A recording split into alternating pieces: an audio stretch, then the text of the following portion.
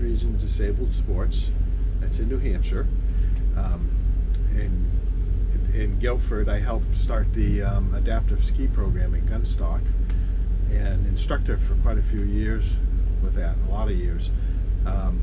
So just giving a shout out if you're ever up New England and you know anybody with any disabilities, great program to get them on the snow, skiing, riding, and having fun. Just what you want to hear when you're talking about Hot stuff. some Bahamas. I got my Bahamas shirt Keep on. you cool. Now you got to move over closer to me. There you go. There we go. Here I'm right there. So, Georgetown has this new place. It's not really a new place. It's there, but it's a newly discovered place called the Lazy River, and it's far away, and where you can just float down a current along the river. And I guess a lot of boaters or a lot of dinghies go together. They caravan down and they kind of party there. So we wanted to do that as part of a gathering, but there were only a couple of dinghies that went. So we met up at this one guy's boat and we went. That was it. There was just two dinghies. He's been there before. So well, yeah. There's two ways to get there. So they call one's called the outside route, which is a little easier. But if the wind's blowing, which it did every day we were there, it was rough. It was super rough. So we took the inside route. And we followed him since he'd been there before and he knew the way, even though he did kind of have to look at his GPS for reminders. We're glad we followed him because there were so many shallow spots. Yeah, a lot of places you had to go near sandbars across some of the shallow ones. And if you didn't know where the deep spots were, you would get stuck, even with your motor up.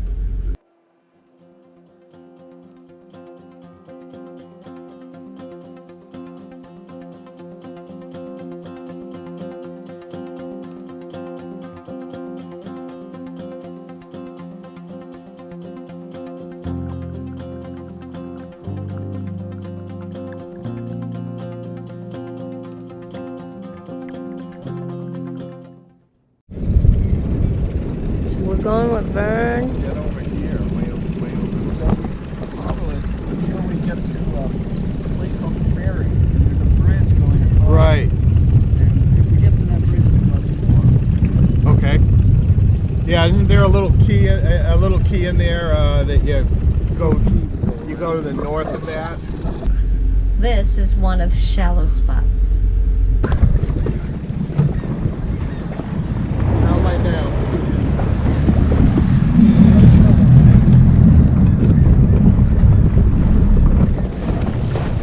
A little shallow over here.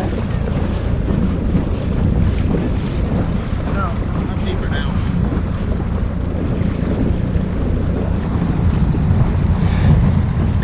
I just can't do it a long time like this because the water's not coming through it.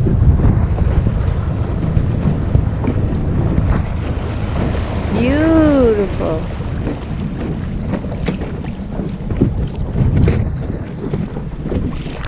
Alright, so we finally got there. We had to get there just before slack tide, before it switches. Yeah. So it's still low tide. You got to get there.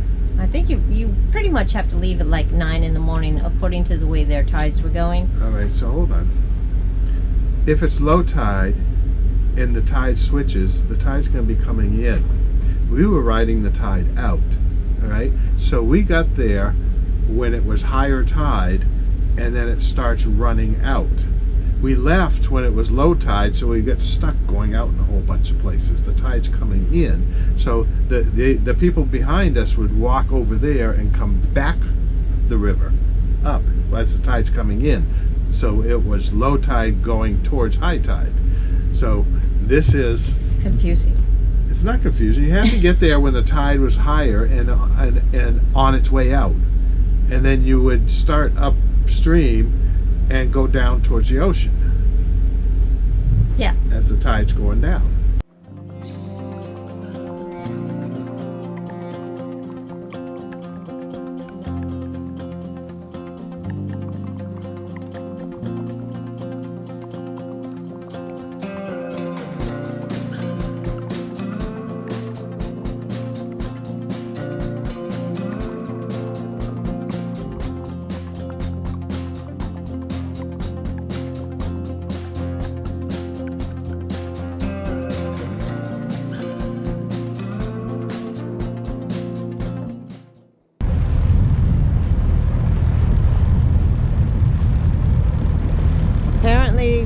usually have get-togethers where in Georgetown, where like they can have 50 boats that gather and have a big fun time, or 30 boats, even 5 boats would have been good. But there's only 2 of us.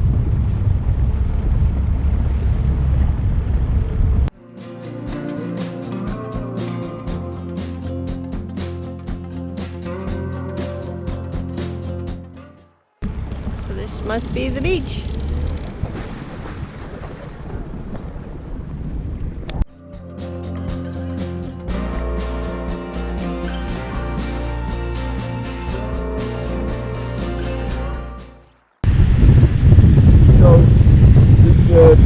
When you come in, you get swept against or toward the rocks. Yeah. But it's easy to kick sideways. And just come out here. I don't think. I saw some people in a tube get swept past the breakers. Yeah. And out there, and then they had to.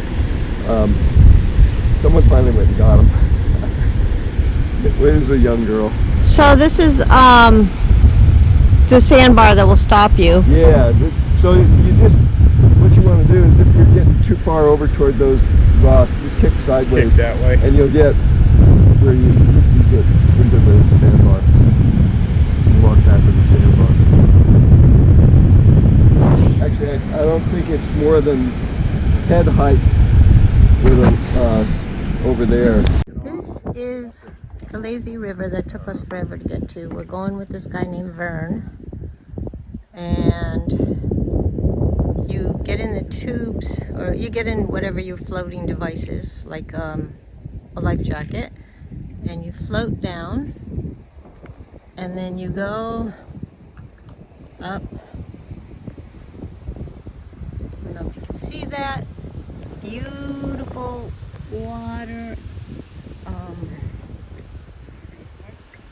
And the waves crash, all of that, and then you walk back, and you know what, the water feels like the lake in June.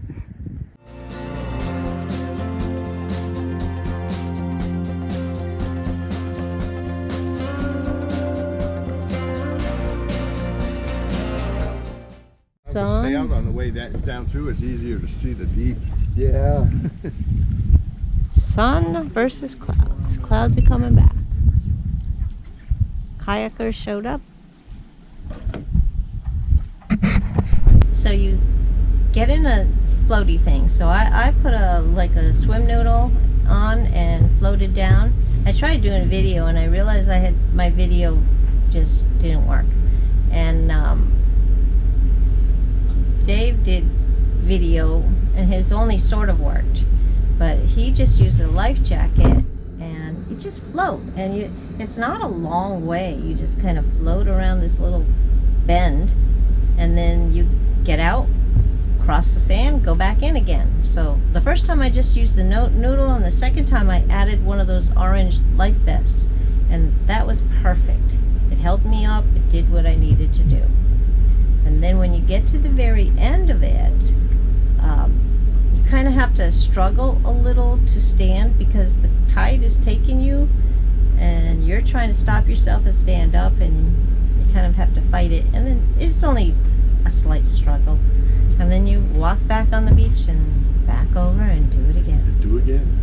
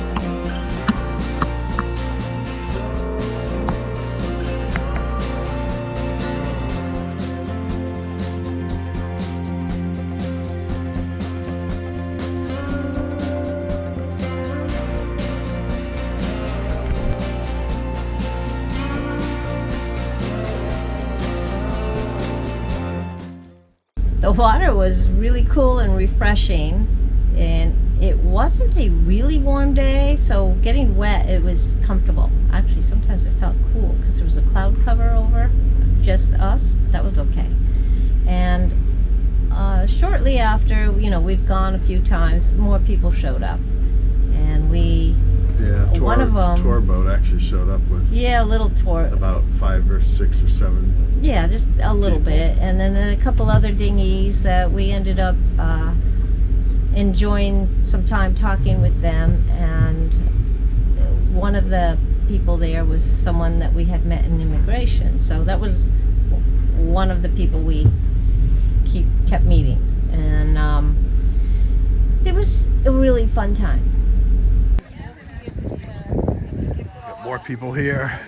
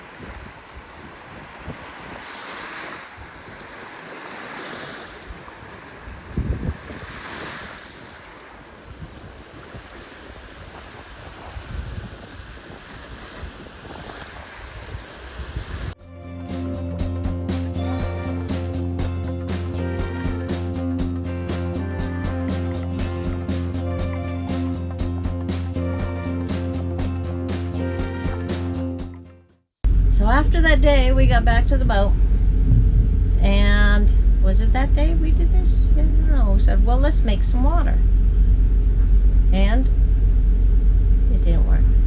Yeah, the high pressure hose from the high pressure pump to the osmosis filter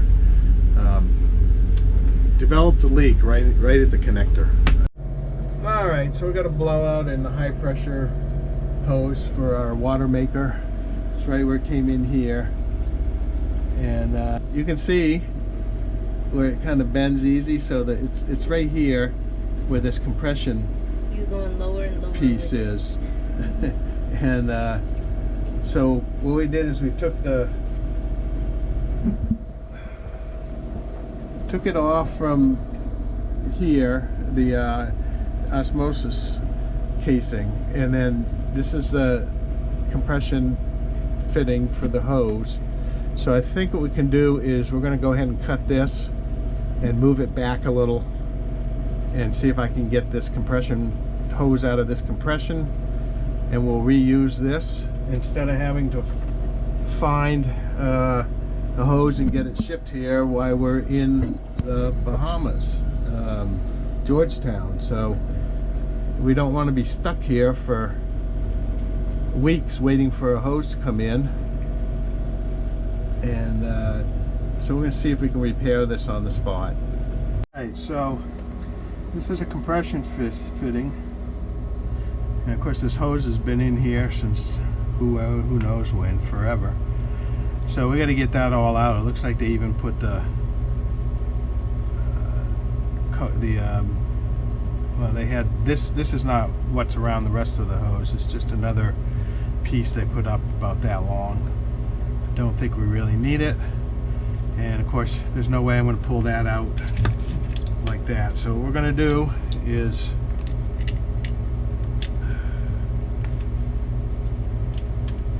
hold this down in here as far down as we can, and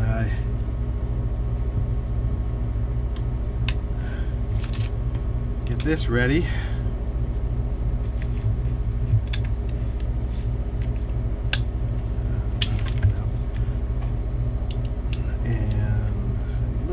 Tighter.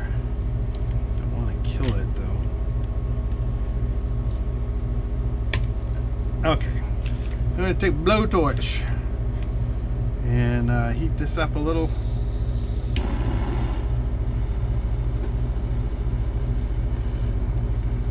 You say you have other ones? I might. Let's hope so, because I lost we a got these boxes. little pin in there. Did it go underneath? Down, I don't know, down it's below? too skinny back there to see. Is it stainless? Yeah, I think it is. Yeah, there we go. Look at that. Look at that, nice and smooth. Now that might be a challenge. All right, so I had to screw this on to the hose, cut the hose back. So it does go in here, then it reverse screws in, and now this is going to be the compression for it. Let's see if I can get this. So here's the first piece that I screwed on, and it goes reverse that way to screw onto this outer casing, and then this is going to come up and compress right in there. And there's really no place for me to put the video in here, so I'm going to go ahead and tighten that up, and then it's just connecting it back up and connecting this back up. We'll fire up the water maker, make sure everything's working, and then I'm going to come down and hose everything off, get all this salt off of everything. This hose that we put in comes around here. On this side, the other side I had to replace, and now I have a problem, the hose is too short. So, because I got to get around all this toilet stuff that was added in later in life. So what I'm going to have to do now is take it off from this side, because I can move this down, and then connect the hose up, and then see if I can move it further up. It's not, we're just going to have to get another hose at some point, because this vibration's going to crack it again.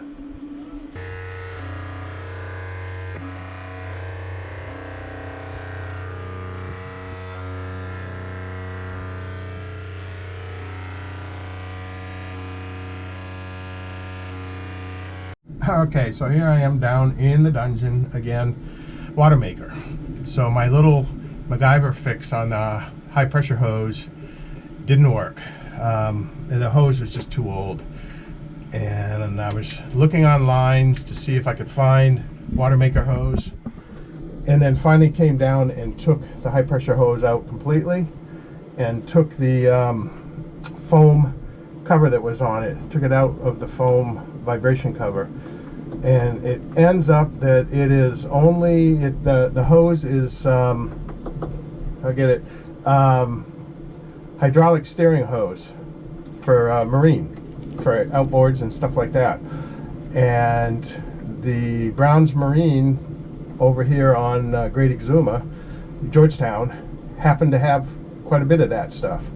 So we tried digging it over, and it was so rough, and we didn't really find it. Also, I should have taken the small GPS with me, but we didn't. So we came back. It was awful wet, rough ride, and then the next day we just took a taxi, $15 each way, not bad. Took us right to Brown's. They had what we needed and a couple other things. Great little place in here. So let me show you what I've done. Right up, let's see if I get this. Right up in here is the high pressure hose, and luckily these connectors are reusable. And so I had to do a vibration. I extended the hose, and it goes down over there, and then I put a noodle on it. I kind of had to cut away. Let's see if I get this light. I had to cut away in areas so that these filters will go on, and then the pressure hasn't been steady, so we also changed the filters, and we had used them the last time. We used them, well, quite a while ago on Chesapeake, and boy were they nasty. And so we only made water, I guess, twice on Chesapeake, but that water's so dirty. 30 filter was almost completely clogged, and the 5 micron filter was pretty bad too, but the 30 took the brunt of it. So hopefully that will give me some steady. I know it doesn't leak. We ran it yesterday. But I didn't have. I was trying to piecemeal the old foam back on for vibration, and it didn't work. So we cut down a noodle and did that. And I think this is going to be a better vibration dampener either way. And that should hold it. So we're gonna fire her up and check for leaks, check that she's running, and save our pennies. This is our motor right here. It's just an old system, and so we're gonna save our pennies and probably replace that. We need a dependable water maker. We want to say thank you to all of our viewers who have subscribed and commented. We appreciate your support and feedback. If you haven't already, please like and subscribe and hit the notification bell. This really helps us build our channel up so we can keep bringing you more videos.